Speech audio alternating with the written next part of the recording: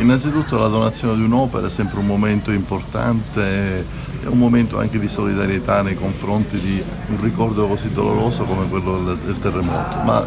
al di fuori di questo va bene anche la presenza di un autore contemporaneo come Nerone, che fa parte un po' del segmento dell'art brut, cioè della cosiddetta arte primitiva, ecco, e che ha avuto riconoscimenti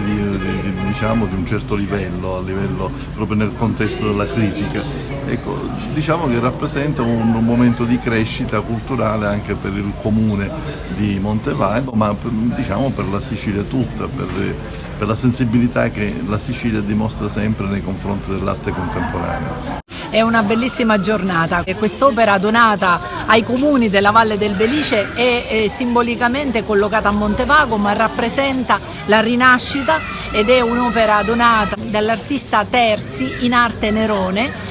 che non è mai venuto nella valle, gli è stato raccontato, ha avuto delle foto e lui l'ha rappresentata pensando proprio a questa distruzione sormontata però da un gallo che ne rappresenta la rinascita. Proprio da un punto di vista visivo molto bello, non solo per l'effetto che c'è ovviamente e che viene dato, ma anche per come lui ha voluto rappresentare i paesi distrutti dal terremoto, e sono rappresentati tutti, il fiume, proprio ha fissato in qualche maniera il tempo con la distruzione e nello stesso tempo con un gallo che sovrasta tutto ha voluto rappresentare la rinascita di questo territorio, e questo non può che essere l'augurio non solo per Montevago, non solo per la Valle del Belice, ma per la Sicilia tutta.